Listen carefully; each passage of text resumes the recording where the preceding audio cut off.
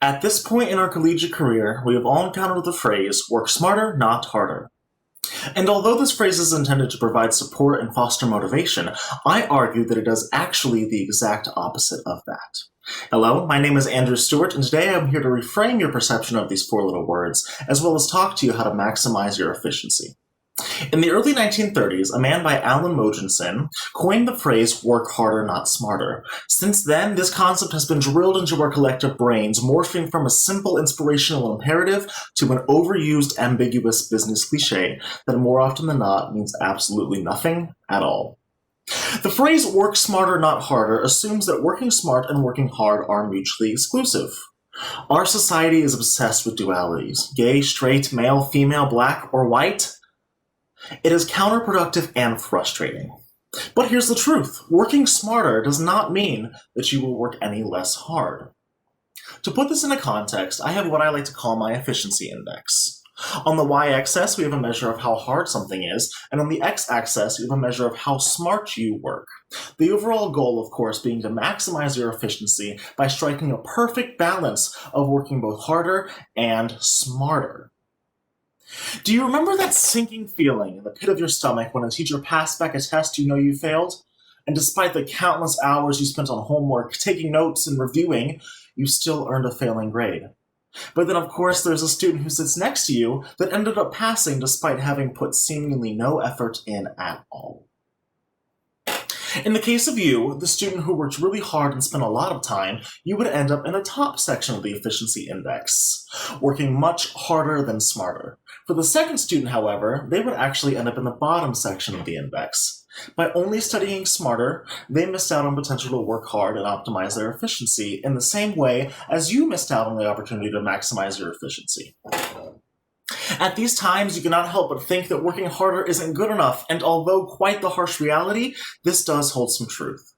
Working hard in a superficial sense does not get you anywhere, but neither does working more efficiently with limited ingenuity. So, how do you work both harder and smarter?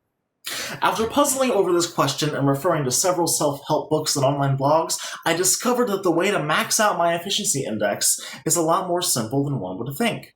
Rather than striving to always work smarter and not harder, the key to great productivity is to work smaller. Now, let me explain this concept. As a budding biochemist, I have a very special place in my heart for all things small, specifically that of enzymes. Enzymes are biological catalysts that work to speed up a chemical reaction by utilizing less energy overall. As such, these tiny things are the epitome of working smaller, not harder, while maximizing their overall efficiency. Enzymes come in all different shapes and sizes and can serve a litany of different functions, optimizing essentially every biochemical process in the body. From breaking down sugars to disposing of cellular wastes, enzymes are the masters at working harder, faster, and smaller. As such, these masters of efficiency fall into a very nice sector of the index. Despite their seemingly infinite power, however, not all enzymes are created equal. Let's look at the same enzyme across three different organisms, organism A, B, and C. The enzyme efficiency in organism A and C may be very low compared to the enzyme efficiency in organism B. So, arguably the best source for the most efficient and powerful enzymes are microbial extremophiles.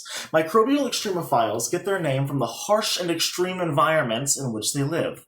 Ranging from deep-sea volcanoes to Siberian permafrost, these tiny creatures are masters at surviving and thriving in harsh environments. To live in such extreme conditions, however, these organisms have a series of super powerful and efficient enzymes that help them. To a large extent, this makes them far more efficient than their non-extremophile counterparts.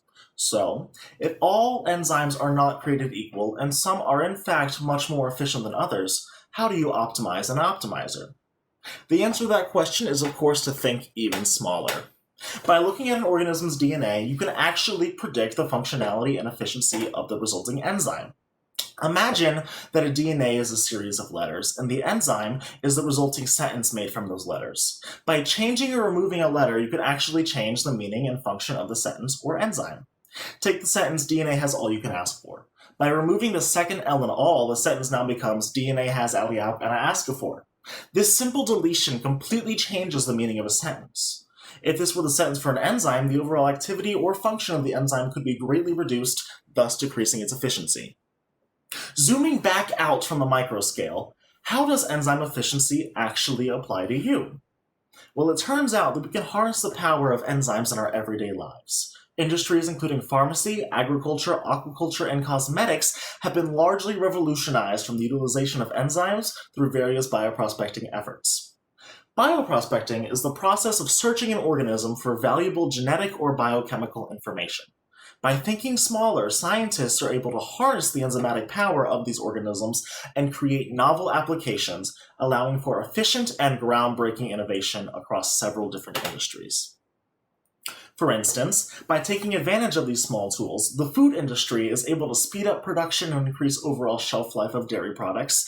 Environmentalists are able to remediate ecosystems that have fallen victim to mass pollution and oil spills, and pharmaceutical researchers are able to invent novel and more effective medicines, pushing the boundaries of medicine further than ever before. By looking at the world through a metaphorical magnifying glass, scientists are able to think a lot smaller and use bioprospecting techniques to search for novel enzymes.